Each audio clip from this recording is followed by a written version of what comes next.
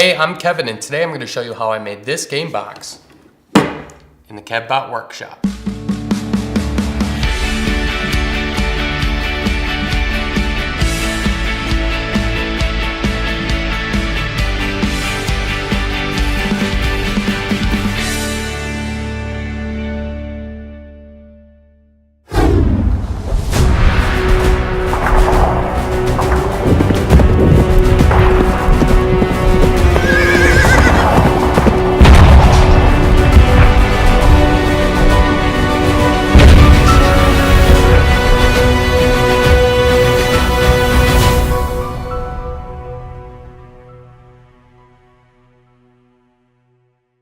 One of my favorite board games to play is Risk, and over time I've collected too many boards and pieces to keep them all together, so I decided to design this game box to organize and house all my Risk pieces. The type of wood I'm working with on this project is Hickory. I was a little hesitant at first because I've heard of how hard the wood is to work with. I started by breaking down my material and getting it to the proper thickness. In this project we will be making a few rabbits to accept the top and bottom panels as well as the larger game boards. I first started with the rabbets for the panels of the table saw and cleaned up the shoulder with a chisel.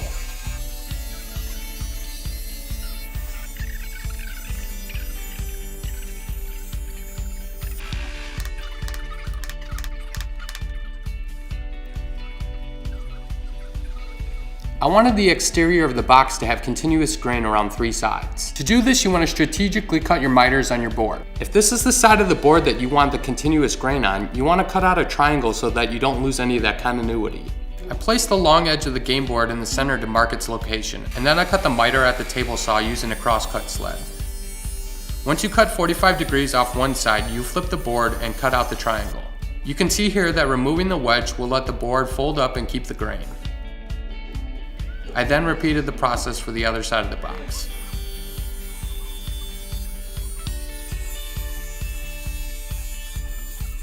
Once those were done, I could see that the board fit nicely with the miters. For the back side of the box, this would only be attached by hinges, and I did not care about the continuous grain. I cut the back piece down from the offcuts and made it the same thickness as the rest, this time using the table saw and bandsaw to make the process quicker.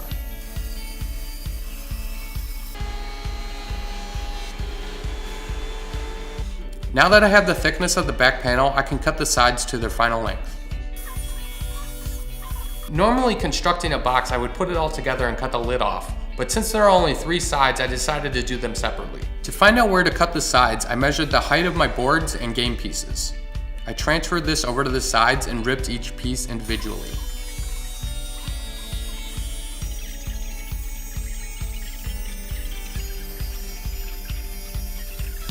From the cutoff, the shoulder holds the top panel, and this bottom portion is what will hold the game boards and pieces down in place. Now from the bottom portion, I am cutting one more rabbet to accept the larger game boards.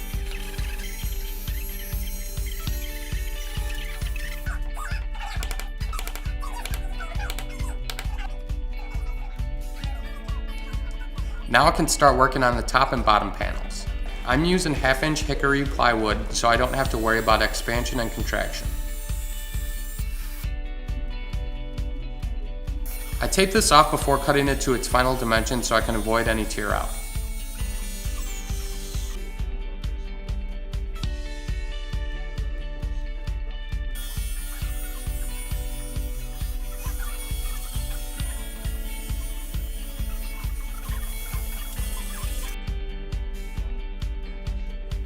We can now see how the box will come together.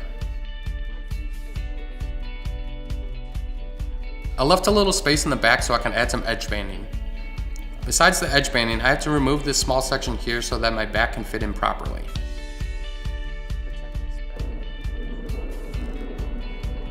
I removed it using a pull saw and chisels.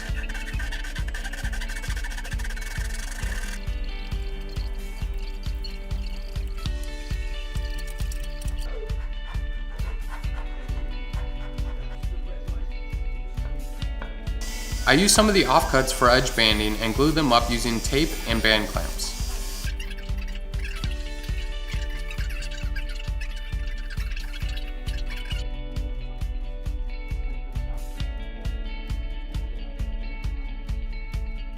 I flushed up the edge with a block plane and saw.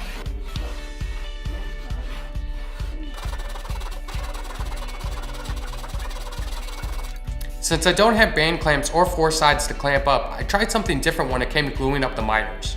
I used the usual wood glue, but then I used a couple of dots of CA glue so I can apply pressure while that cures. While the glue dries, I moved on to the inlay in the top. Using more of the Hickory hardwood, I traced out the design using a stencil.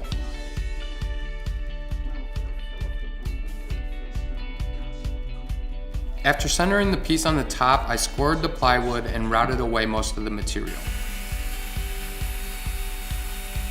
To figure out how much I wanted it to poke out from the top, I used a paint stick as a stop. I used a chisel to remove the material up to the line.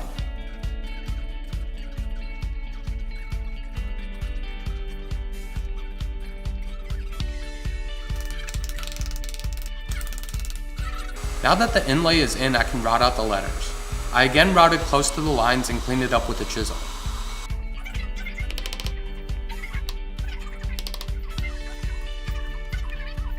To give it the color, I used some wood dye that I picked up from Rockler. I taped off the rest of the piece because I didn't want to get this far and accidentally get a drop of dye on it.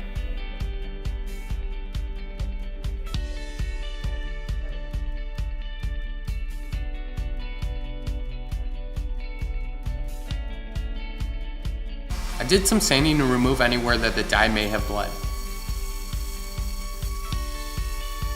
Now that the top panel is complete, I can glue it into place. This will add more stability for the miters.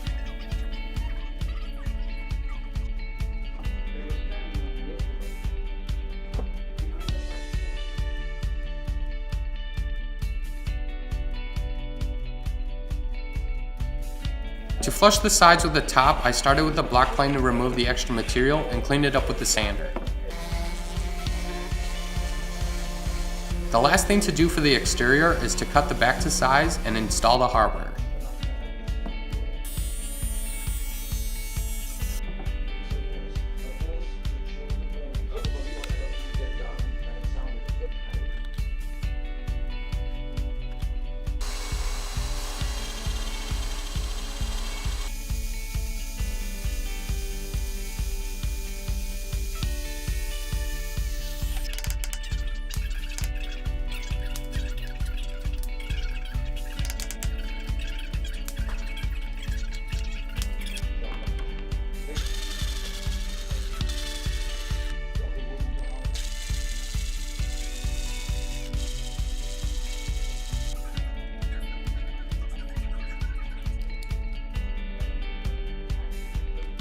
At this point, we now have our box made. Now it's time to start working on the inside. I used scrap pieces to create the dividers and glued them in using CA glue and activator to hold them in place.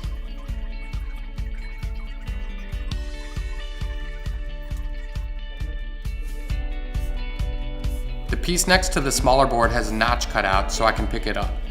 I decided not to put a divider in between each box as it seemed unnecessary, but I did divide each row and boxes from the cards.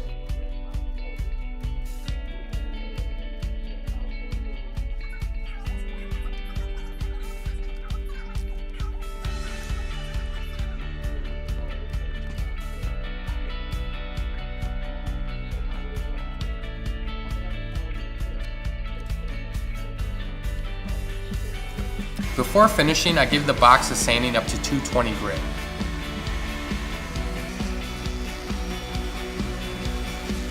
I went with Armor Seal Semi-Gloss as a finish. I applied 3 coats, lightly sanding between coats, and sanding up to 2000 grit after the final coat to give it a super smooth finish.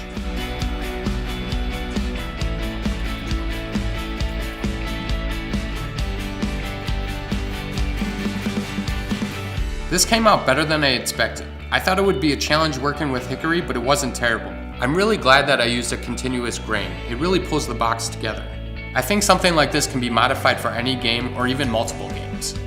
If you like this project, hit that like button and let me know what you think in the comment section down below. If you're new to this channel, hit that subscribe button so you can see more videos when they come out. You could also follow me on Instagram @KevBotWorkshop to see more photos and other projects in the works. That's it everybody, thanks for watching and I'll see you next time in the KevBot Workshop.